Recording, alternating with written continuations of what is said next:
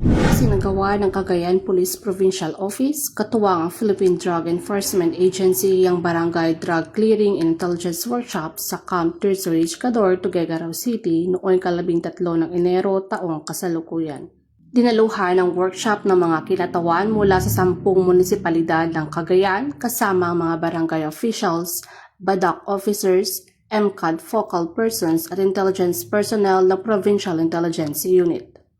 Tinalakay dito ang mga hamon at solusyong kinakailangan upang tuluyang maideklara bilang drug clear ng mga barangay.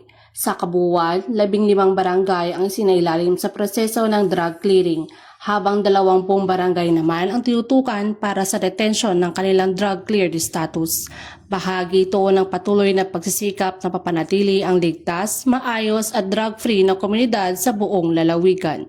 Binigyang diin ni Police Colonel Mardito G. Anguluan, Provincial Director ng Cagayan Police Provincial Office, ang kahalagahan ng aktibong pagkikilahok ng mga barangay at mahigpit na koordinasyon ng kapulisan at mga katuwang na ahensya. Ipinahayag naman ng PIDEA Regional Office 2 ang buong suporta nito upang mas marami pang barangay ang maideklarang drug cleared at mapanatili ang integridad ng proseso. Mula dito sa Lambak ng Cagayan, ako ang iyong PNN Correspondent, Patrolwoman Janet Balad, alagad ng batas, tagataguyod ng balitang pulis.